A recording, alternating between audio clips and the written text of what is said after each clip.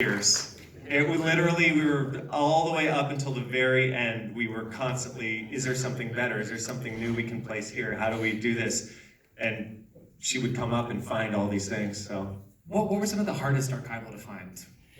Well, one of the issues whenever you're trying to find archives and records of LGBT people throughout history is that was often not preserved, and especially after the AIDS crisis, you know, people's personal photos or anything that their families found, they a lot of times just threw it away.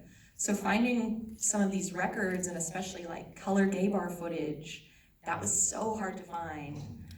So luckily there were so many people that were kind of around the IM family. There's so many people out there that personally shared photos with us, and they were an amazing help. That color gay bar footage, the first time you see it, it's just electrifying to me. Like, I'm so moved. It's incredible work.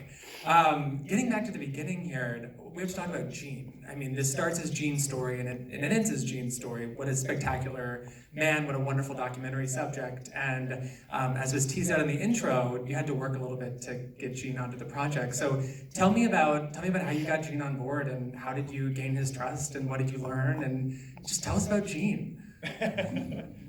Well, it's you know, what we, you know, when we experience this as filmmakers too, and it's the question the film explores, this question of, is it a gay catalog or a gay magazine or not?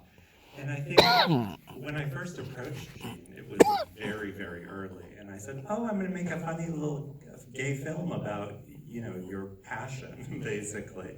And I think that was like something he, you know, bristled against a bit, because his whole idea and the whole mission was to really democratize men and encourage them to express themselves through fashion. Like, he really saw himself and this catalog helping to change how men express themselves in the United States.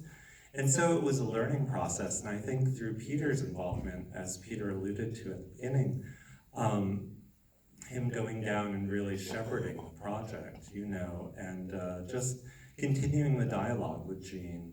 And I'm so glad to know that, like, you know, I really got to know him and be friends with him on some level. He's an enormously, or he was an enormously warm and generous human being. I mean, you'd know him for 30 seconds and you felt like you were now part of the family. And Gloria was the exact same way. You know, Gloria showed up at the time, was she, I think 93 at the time. She comes to the interview, and she comes in and she's walking in with her sneakers and stuff, and she's like, oh yeah, I just got, I think it's gonna be probably my last car, but I just love sports cars, and it was a 5-speed convertible sports car that she pulled up in. And I was like, who are you? And what was so amazing is that energy that you feel from her. I mean, her and everybody else, this is literally who these people are. They really are so generous, and they create, like I said, you know, I think a lot of times you look at Gene and you look at Gloria, and the fact that they fostered such a positive and encouraging atmosphere, it begot very great people to work there. And I think, you know, it speaks for itself when you watch that. But Gene was so warm and so caring and so fucking hilarious. And he literally would sing. He wrote songs. He would have them recorded. His original passion was songwriting and singing, you know. And he really did everything as an act of sort of creation. He was an inventor as well. This just happened to be a thing that hit, and he literally wasn't in it for the money, but, you know, it worked out. He was in it for the fun. Yeah, always a fun. Oh, Jesse, go ahead, please. I just wanted to say, and to Brian's point about this community he fostered with Gloria, I mean, there's like an former employee's Facebook page. They visit each other, they stay in touch. Like, everyone we spoke to is like, this is the best job I ever had. And they like welcomed us into this group, into this sort of ecosystem, if you will. And I really treasure that experience because we got to tell such a richer story of this catalog. That was one of the most surprising elements of the film for me when I first watched it. You know, I know the brand, I know what to expect, I know the photos, but I wasn't expecting to meet this chosen family that Gene put together where there's so much joy and so much community.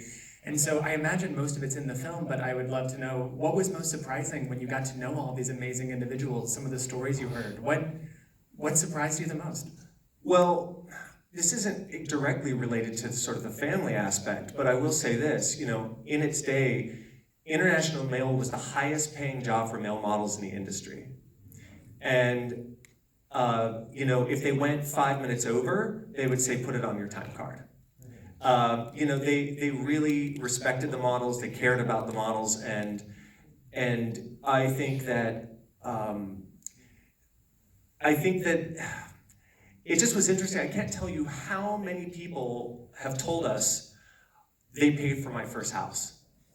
They were the ones that allowed me to turn something from being something I was exploring or looking into and created a career out of it. So many of the models, you know, when you go and do Versace and you do editorials, you know, if you get a campaign for perfume or for cologne or whatnot, you get money out of that. But a lot of the editorials, you don't make anything. It's about exposure. And for models in those days, the bread and butter was international mail, or was catalog. Why international mail was so big is because they were shooting so much, so they were using these models constantly. And so in turn, these people and the photographers and a lot of people involved were able to buy their homes, able to have sustainable careers kind of come out of that. So I know it's not directly to that, but that was something that I had no idea about. I thought it was kind of fascinating in that way. It's hard to say what surprised me most. I suppose that I had a very skewed version of it because I had like the young queer boy version of it. And so I think as like we began to uncover the story and we're really learning who was buying these clothes, I mean, that women were and what that meant. I mean, and the passion with which all of these people wanted this business to be successful. I mean, it was very touching. It's like an American success story with this sort of band of outsiders, if you will, which is how we sort of referred to them in the office. I just want to add to that. I think what's so interesting is when I sit and watch this, early on, when we first started, around the first year, we started applying for grants. And there was a California grant that we were looking at getting. But it was funny because it specifically stated it cannot be a documentary about a company, about, you know, business. And it was like, what do we do? Because how many people make, you know, when you make a documentary about a company, it's usually like a commercial film or something made to promote the company. And from the early start, it was like, this is weird making a film about a company and making a film about a catalog. Like, you can, you know, when you start going out from it and look at the cultural impact and start getting into it and the personal and the family side, which Peter was really, really always pushing, is like, you know, really pushing the family, really pushing the personal story and helping us find a way to utilize those and weave all of that into the plot of the film. But I just remember early on, it was like, how is this not going to be that? How is this not going to be sort of like a commercial documentary or something about a company? And every time I watch it, I'm always just kind of floored because it's like, yeah, all these people, they said it was the best job. How many people, but it was more than that. It wasn't the best job. It was literally like we were a family. It was a unique experience. We, you know, how many people get to say that about their jobs? And I mean, I think that's why they've stuck together for so long and they still keep in touch all these years. I mean, there are so many of them out in the audience tonight that came here. You know, I mean, I would love for all of you to stand up if you've ever been a part of International Mail. Ew.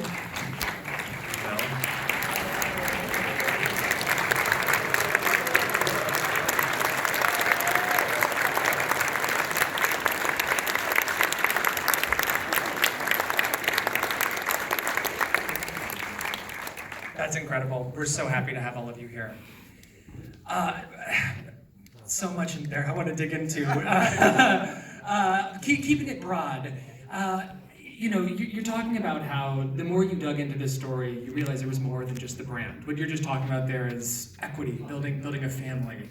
And at what point in the process, basically, or just tell me about when you realized that there was so much more than the photographs themselves. I mean, it's a story of sexual revolution, of freedom, of masculinity. Did you always know you had more than just the catalog? Or was it through the archival or the research and discovery that you realized you had a much larger American story here? Yeah, I think that it was just, I think that's the great privilege we have as documentary filmmakers. You know, we're gathering information and constantly it's changing. There's no script per se in the beginning of this process.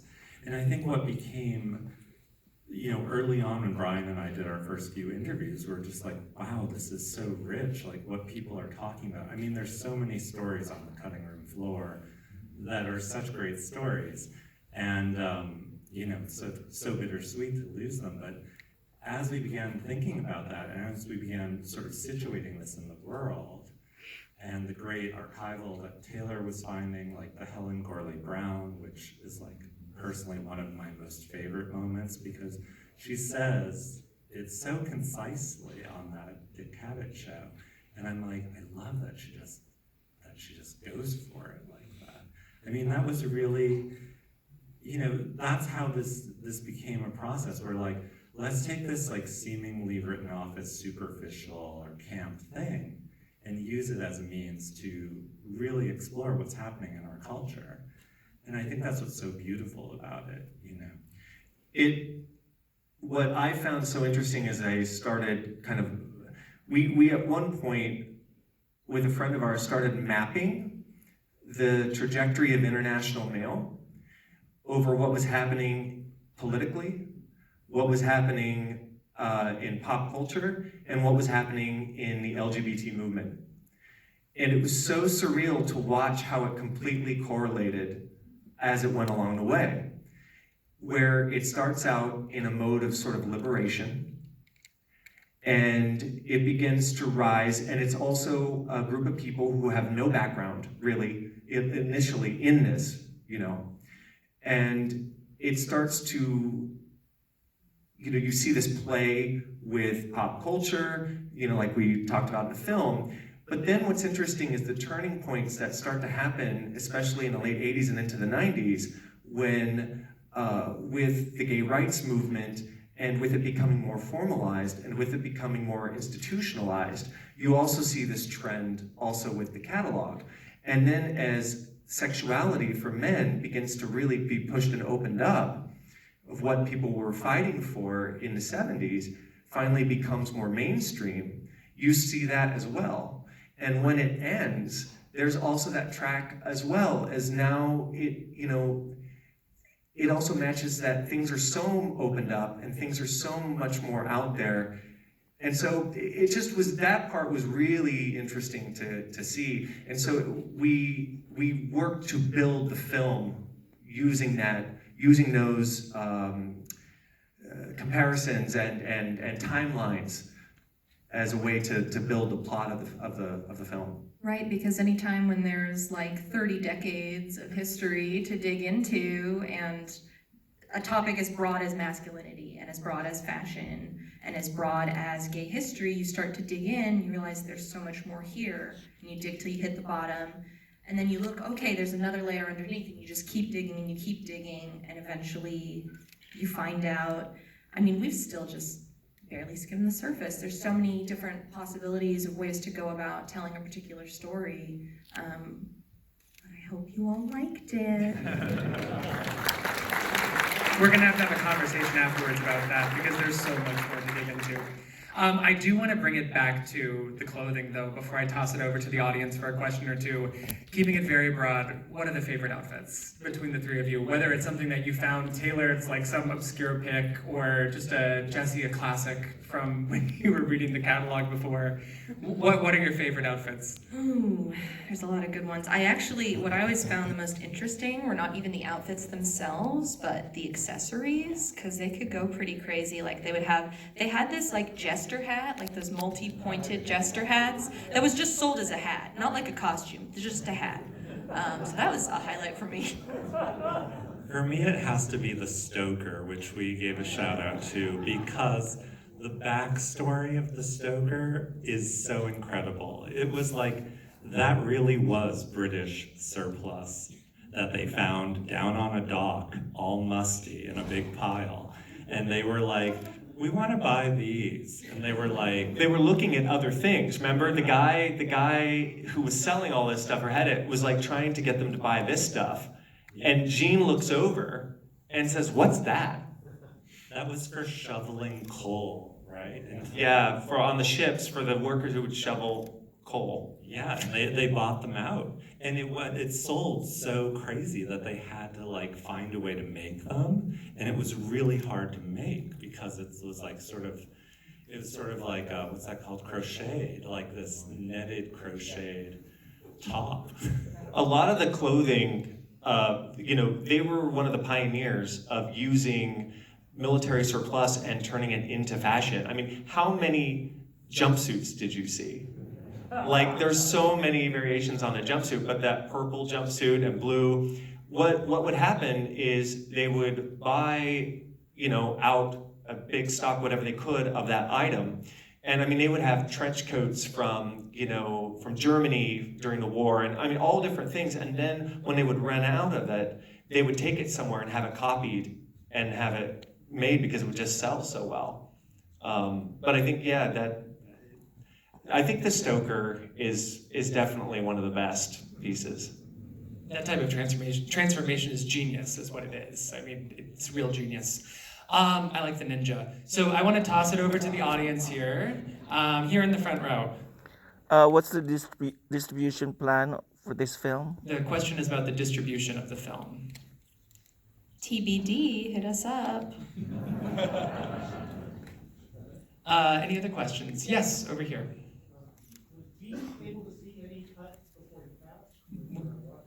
Was Gene able to see any cuts of the film? Unfortunately not, no.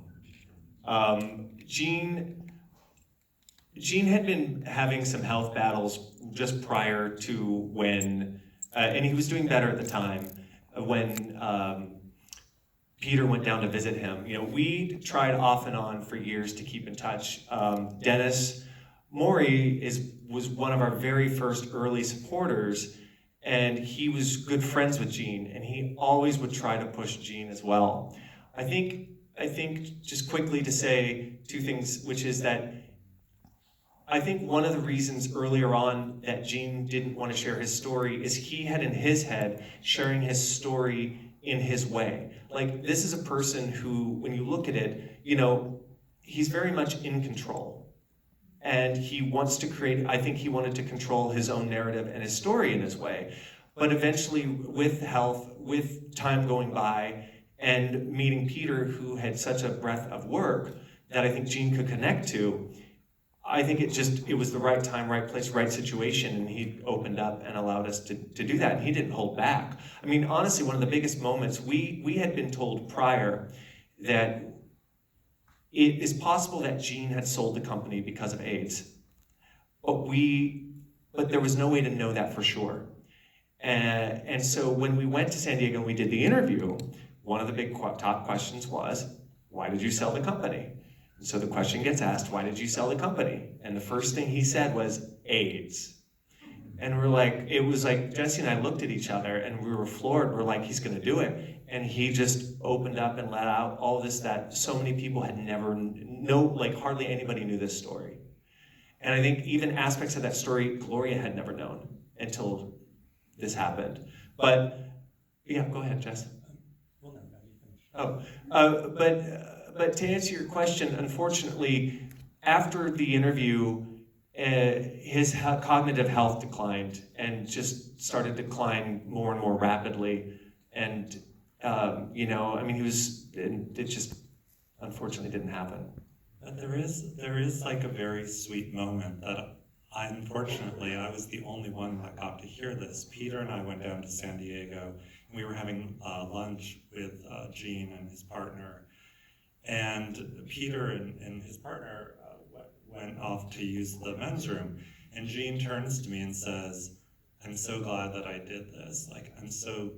I could tell that there was this journey that happened for Gene in the process that was really positive. And it was, as a filmmaker, I was like, oh my God, no one's going to hear this but me. It's like this moment I remember remember telling Peter about it afterwards.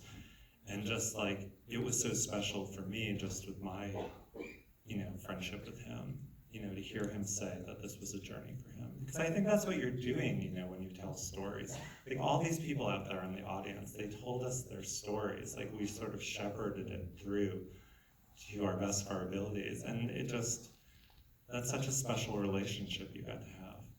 I think that's the unique thing of documentary, is that it has this ability. You essentially, as documentary filmmakers, you create a space, and you're trying to give space to that person to tell you about themselves, about who they are, what they've experienced.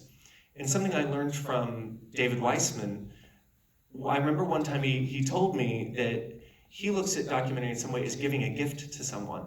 And I had never thought about it this way, but you give the gift of that person to be able to have a space to share something. And they get to tell it and let it out in a way, and it can be a very cathartic experience. And the most moment for me directing was doing Dennis's interview.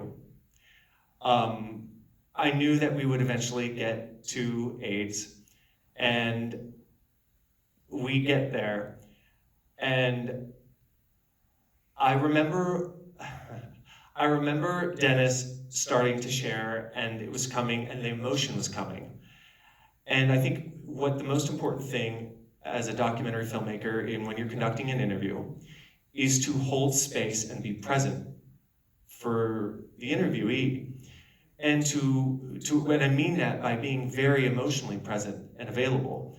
And so I remember receiving this emotion and everything, and it took me in a place that I was just not expecting or going. And I remember getting very emotional too, but also you want to continue to be present for that person, and you don't want to get lost as well. And the process for me overall was, I came out of that being like, whoa. But I knew that we had something so important that day, and that was one of our very first interviews. And from that day on, I said, this has to be in the film. There needs to be, we need to, memorialize and immortalize these people so they aren't forgotten. And for me, what I was really trying to do with that section of the film was also, I was really found it interesting I'm trying to find the words for this, and it's sort of a different perspective, a different perspective of the AIDS experience that I had never seen or thought about before, by these people who work together, by a group of women and gay men and gay and straight people and this and that people of all that. I had always seen it from largely the gay perspective and the gay male perspective within that personal experience. So I don't know, that was just really informative, really a very emotional and very thing, and it's been with me every time I watch it. I just still get, caught up in it because it's so powerful, and everybody made themselves very available to us, if that makes sense.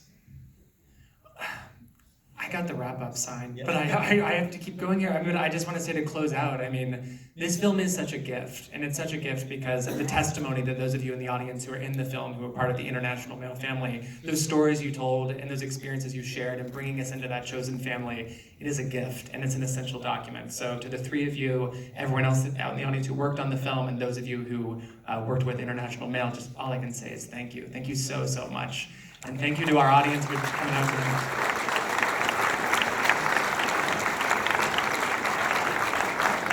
We'll be in the atrium for a few Yes. before we leave. Yeah, the atrium's open for another hour, so we'll see everybody out there.